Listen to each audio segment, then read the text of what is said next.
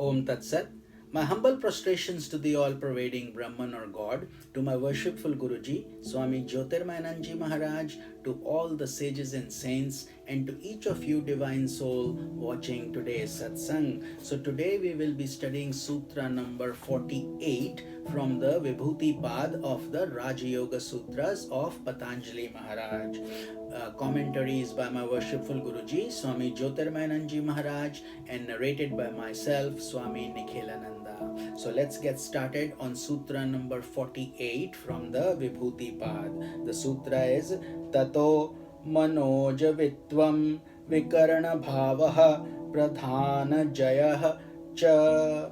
Again, Tato Manojavitvam Vikarana Bhavaha Pradhana Jayah Cha. That means thereby, by mastering the senses, a yogi acquires the powers of moving with the speed of the mind.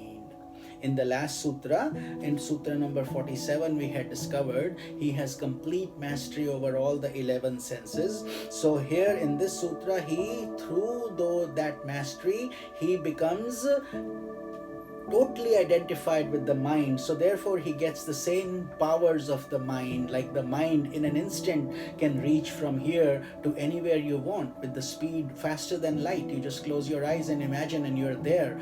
So same thing happens here, that the yogi attaches to the mind and he can physically manifest wherever he wants to. He perceives without depending upon the physical body and its organs, and he also attains complete mastery over Prakriti or nature itself.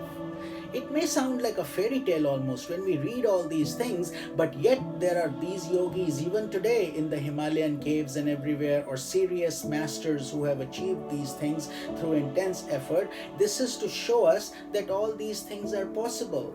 But for those souls who are willing to make this their life's mission, but for those of us who are not putting in all this level of effort, we are not going to see this level of benefit. But certainly every time you sit and meditate, you will start to see the benefits of peace, tranquility, happiness, cheerfulness, and your ability to get better in your work and your daily life. So those benefits will still manifest to everybody, but those few serious souls who go deep into it, they will also be able to get all these siddhis as explained by sage Patanjali.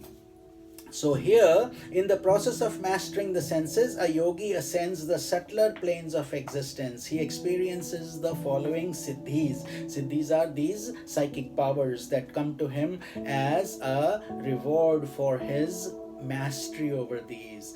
Manojavitvam, a yogi can move in any distance, place as quickly as his mind thinks of it, as we explained. In other words, he is more identified with his mind and senses than with the body. See, the body is physical. We need to physically take, for most average worldly people, we have to take our body. But a yogi can travel through his astral body, through his mind.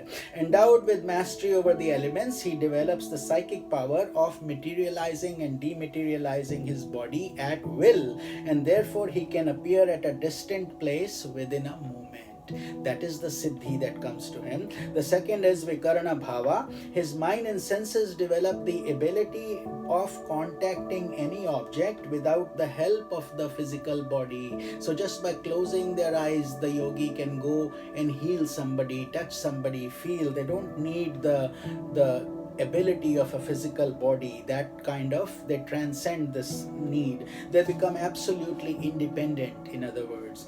The third one is Pradhana Jaya. When a yogi attains the highest level of this technique, he is able to master the three gunas, again Sattva, Rajas, Tamas, which constitute Prakriti itself. He can merge himself in Prakriti and the material cause of the world.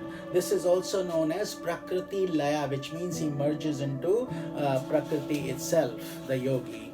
And that is the essence of this sutra. So as you can see, these siddhis are fairly very deep, very introspective. Almost these are the things that gods and angels have. But Yoga Sutra is guiding us that we can do these are very much possible, but we have to tap into that consciousness and tap into all these mystified secrets that are hidden within us. But we have to earn them through our tapasya, through our practice, through our selflessness, through our humility, compassion, love, purity. Most important thing is the purity with which we have to then not get tainted by the worldly process. So it's for once we achieve that level of purity, then we connect with all these elements, whether they are the prakriti or they are the senses or they are Brahman or consciousness itself. But all these will come as a result of that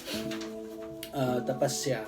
So penance, we have to do that. But like I said, even anything that we do, even if you are at the very beginning stage and you are watching this video, then of course you should be doing the Sadhana Pad, which is how to go through the yama, niyama, asana, pranayama, pratyahara, baby steps. Like you can't go to a graduate class without going through kindergarten, first, second grade, and so on. It's a progressive movement for most of us, but the journey to 1,000 miles, as Confucius says, starts with the first step. So for those of you who are totally new, you can start from there. And like I said, each of this sutra is beautifully explained, and each of you, once you touch this path of yoga, your life will definitely benefit from wherever you start. And as you can see, the end results are limitless. I mean, it takes you all the way to that transcendental consciousness energy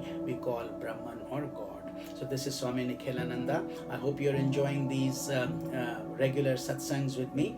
And please share, please subscribe if you have not done so. And let us continue on this holy journey together. Om Tat Sat.